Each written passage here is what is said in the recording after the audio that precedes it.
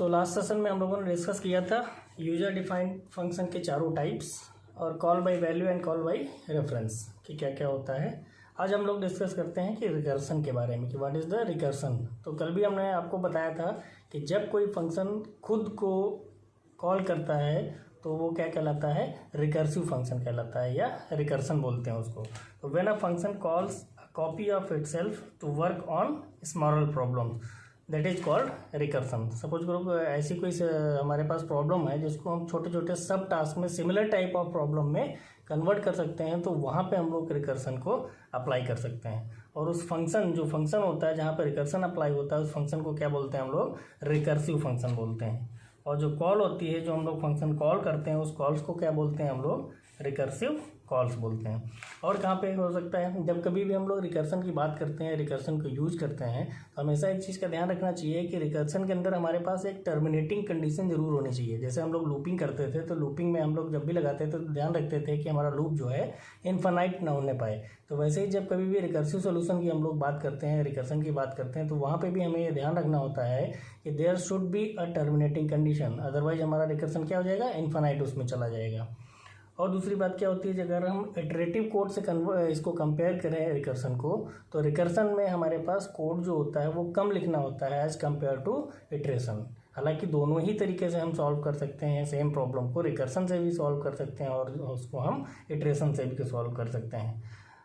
Recursion की अगर हम लोग बात करें तो ये सारी प्रॉब्लम्स पे अप्लाई नहीं किया जा सकता। जैसे हम लोग सम की बात करें, प्राइम नंबर्स की बात करें, तो इन सब सॉल्यूशंस पे क्या हमारा सिचुएशन में क्या होगा, हमारा रिकर्सन अप्लाई नहीं हो सकता। रिकर्सन सिर्फ कहाँ पे अप्लाई किया जा सकता है, जहाँ पर किसी भी प्रॉब्लम को सब टास्क में कन्वर्ट किया जा सके और वो सब टास्क भी उसी सेम प्रॉब्लम की तरह सॉल्व हो रहे हों। जैसे कि हम आपको एग्जांपल की बात करते हैं, जैसे हम लोग सपोज करिए फैक्टोरियल की बात करते हैं। तो फैक्टोरियल की अगर बात करें तो फैक्टोरियल ऑफ 5 अगर हम देखें तो हम क्या होता है, 5 multiplied by 4 multiplied by 3 multiplied by 2 multiplied by 1। अब हम यहाँ से 5 हटा दें तो आगे जो बचा हुआ हमारे पास 4 3 2 1 वो क्या है, अल्टीमेटली फैक्टोरियल ऑफ 4। फिर 4 हटा दें तो वो क्या है, अल्टीमेटली फैक्टोरियल ऑफ 3। तो मतलब फैक्टोरियल ऑफ 5 को सॉल्व करने के लिए जो लॉजिक है हमारे पास, वही हमारे पास लॉजिक किसके लिए होगा, फैक्टोरियल ऑफ 4 के लिए, वही हमारा 3 के लिए, वही हमारा 2 के लिए। तो इन टाइप्स के जहाँ पे भी हमारे पास सिनारियो होते हैं वहाँ पर हम लोग रिकर्सन अप्लाई कर सकते हैं। ओके, एग्जाम्पल की हम बात करें तो जैसे सॉर्टिंग की प्रॉब्लम्स हैं, सर्चिंग की प्रॉब्लम्स हैं या ट्रिवर्सल प्रॉब्लम्स हैं, वहाँ पे हम लोग इसको अप्लाई कर सकते हैं। Any problem that can be solve recursively can also be solve iteratively. जिसको हम रिकर्सन से सॉल्व कर सकते हैं उसी प्रॉब्लम को हम लोग इटरेशन से भी सॉल्व कर सकते हैं। हालांकि रिकर्सन का यूज करना क्या हो जाता है, कंपाइलर के लिए ओवरहेड हो जाता है, जबकि हमने पहले भी जब फंक्शन डिस्कस किया तो बताया था कि हमने ये function calling adds extra overhead on compiler. तो वैसे ही यहाँ पे भी है। तो कुछ अगर बेस्ट सूटेड एग्जांपल्स की हम लोग बात करें तो फैक्टोरियल की प्रॉब्लम है जनरली जो हम लोगों के आप लोगों के एग्जाम में पूछा जाता है, आता है फैक्टोरियल से रिलेटेड।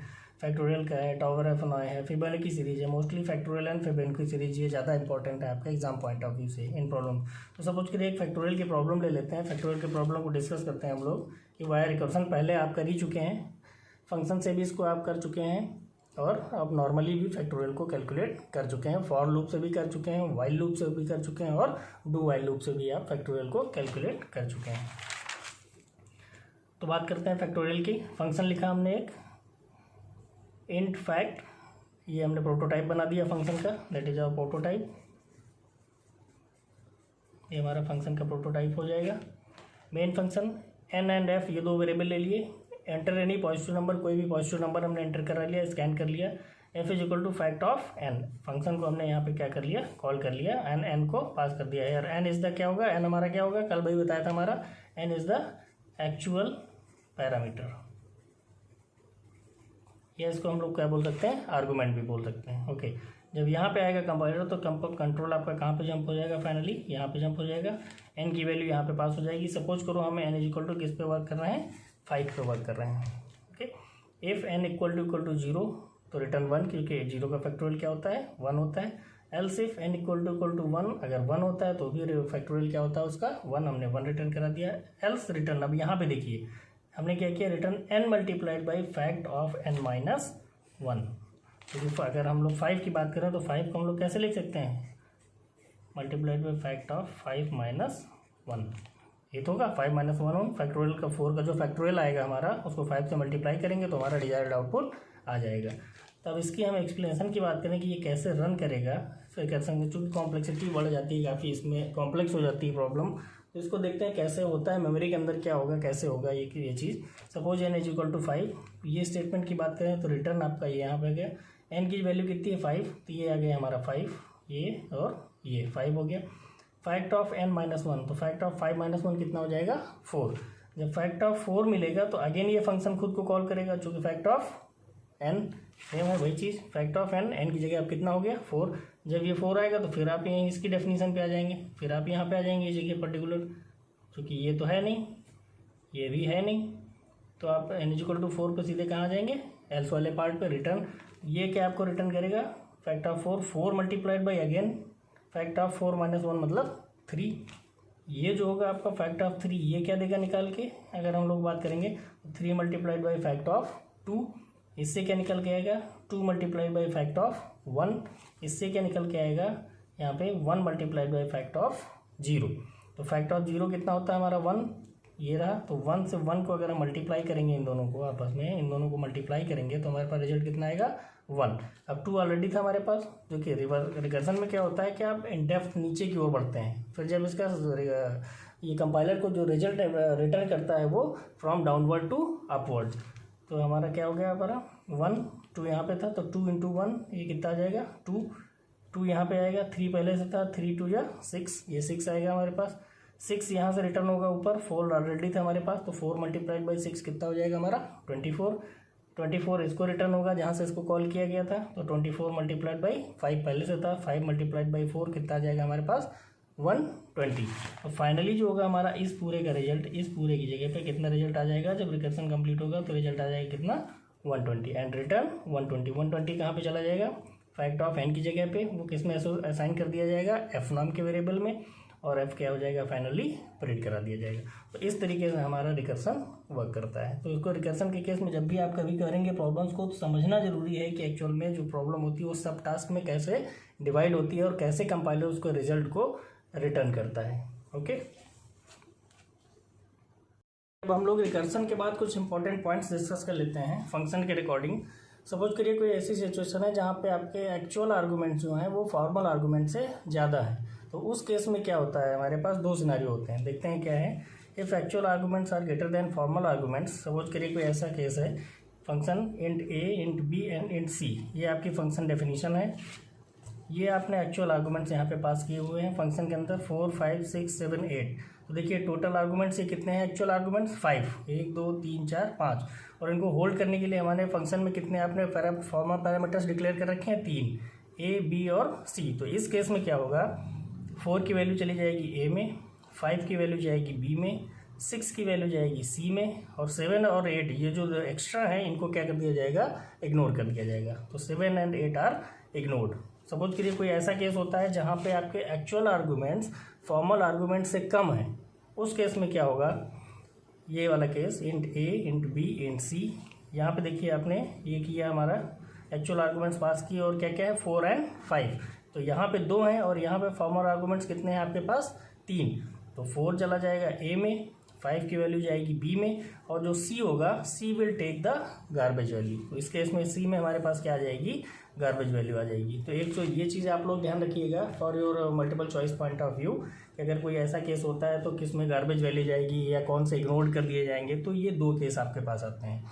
और क्या चीज़ है, सपोज करिए आपके पास जो एक्चुअल आर्गूमेंट्स हैं उसका जो डेटा टाइप है और जो फॉर्मल आर्गूमेंट्स हैं आपके पास उसका डेटा टाइप है, दोनों में मिसमैच होता है। उस केस में, उस सिनेरियो में क्या होता है, तो उस केस में 2 सीन होते हैं आपके पास। पहला क्या होता है, compiler tries to convert the actual to formal type if possible. Actual arguments को कंपाइलर फॉर्मल आर्गूमेंट्स के टाइप में कन्वर्ट करने के लिए ट्राई करता है अगर कन्वर्जन पॉसिबल है तो, और अगर पॉसिबल नहीं है तो दूसरे केस में क्या होता है, गार्बेज वैल्यू जो होती है वो फॉर्मल आर्गूमेंट्स में पास कर दी जाती है। ओके, सेकेंड में क्या होगा, otherwise the garbage value will be pass to formal arguments.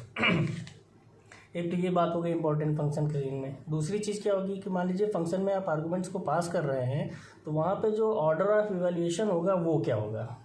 तो ऑर्डर ऑफ इवैल्यूएशन की अगर हम लोग बात करें तो सपोज करो कोई ऐसा केस होता है जहाँ पे आपने लिखा multiply m plus n comma m minus n और m n की दो वैल्यू हैं, तो इसमें तो कोई फ़र्क नहीं पड़ने वाला है इस केस में, चाहे इधर आप left to right convert calculate करें या राइट टू लेफ्ट कैलकुलेट करें, दोनों ही केस में वैल्यू क्या आ जाएगी, सेम आ जाएगी। बट सपोज करिए ऐसा केस है, suppose int a is equal to 2 है, b है, b इज इक्वल टू एक फंक्शन आपने बनाया मल्टीप्लाई नाम का a comma a plus plus, ये आपने पास किए हैं a comma a plus plus. तो इस सिनारियो में अगर हम लेफ़्ट टू राइट कैलकुलेट करते हैं तो पहले a की वैल्यू क्या होगी, 2 रख दी जाएगी, यहाँ से 2 आ जाएगी, कॉमा चूँकि ये पोस्ट इंक्रीमेंट है तो क्या हो जाएगा, 2 की वैल्यू यूज कर ली जाएगी, तो 2 कॉमा 2 आंसर क्या आ जाएगा आपके पास 4।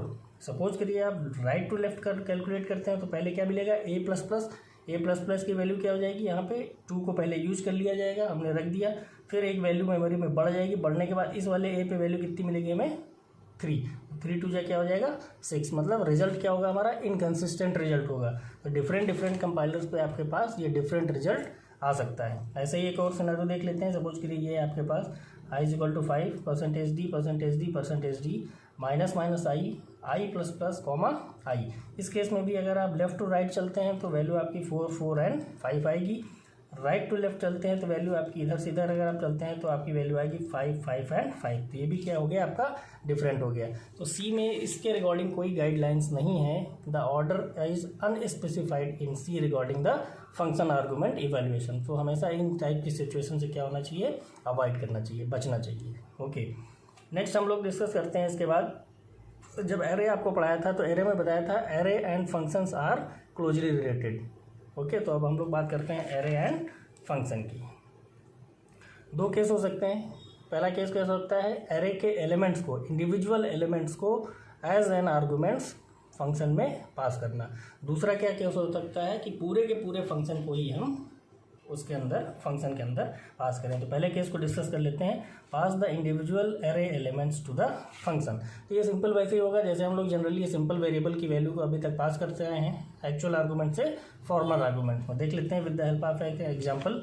सपोज करिए एक चेक नाम का आपने एरे फंक्शन बनाया हुआ है, वॉइड चेक इंट एंड एक आर्गूमेंट आपने इसमें पास किया हुआ है, वॉइड मेन इंट 10 साइज का एक एरे क्रिएट किया हमने, एंटर द 10 इंटीजर्स एंटर करा लिए, I is equal to 0, I is less than 10, I plus plus जैसा कि एरे में हम लोग करते थे, स्कैन करा लिया वैल्यू को। जैसे जैसे स्कैन कराते जा रहे हैं सेम टाइम पे हम इस चेक फंक्शन को कॉल भी कर रहे हैं। देखिए आप फॉर के अंदर इस करली ब्रेसेस और किस करली ब्रेसेस के बीच में जैसे जब जिस किसी एलिमेंट को स्कैन कराया हमने, स्कैन करने के बाद हमने किसको कॉल कर रहा है, चेक फंक्शन को कॉल कर रहे हैं। तो जितने नंबर ऑफ टाइम्स आपका ये फॉर लूप चलेगा उतने ही नंबर ऑफ टाइम्स आपका जो चेक फंक्शन होगा वो क्या होगा, कॉल किया जाएगा। तो सपोज करिए पहली वैल्यू आ गई आपके पास 6, यूजर ने डाला 6, जैसे वो बोलेंगे एंटर 10 इंटीजर्स, यूजर ने डाला 6, तो क्या होगा 6 यहाँ पे ARR ऑफ 0, 6 कहाँ पे चला जाएगा, एरे की, मान लीजिए ये आपका एरे बन गया हुआ है, 10 साइज का आपका ये एरे बना हुआ है इस टाइप से। तो पहली वैल्यू क्या जाएगी आपकी 6, तो ARR 0, तो 6 जो होगा वो कहाँ पे पास हो जाएगा अल्टीमेटली, यहाँ से वैल्यू किस में पास हो जाएगी, n में पास हो जाएगी 6। फिर हमने चेक कराया if n modulus 2 equal to 0 तो प्रिंट है percentage d is even comma n else percentage d is odd comma n। तो 6 का केस आएगा तो पूरा हो जाएगा, तो यहाँ आउटपुट क्या आ जाएगा 6 इज इवन। सपोज करिए नेक्स्ट नंबर वो डालता है आपके पास 7, नेक्स्ट क्या हो जाएगा 7 रिसीव होगा, 7 यहाँ पे पास होगा, तो अगली बार में n में वैल्यू क्या पास होगी 7, पहली बार में कितनी पास होगी 6, नेक्स्ट में 7 होगी, तो 7 मॉडुलस 2 ये गलत हो जाएगा, इफ एल्स में आ जाएंगे आप, तो क्या प्रिंट हो के आ जाएगा 7 इज ऑड। तो इस तरीके से 10 नंबर्स के लिए जितनी बार आपका लूप चलेगा वो चेक करके दे देगा कि नंबर इज इवन और number is odd as per the जो भी हमारा प्रोग्राम है।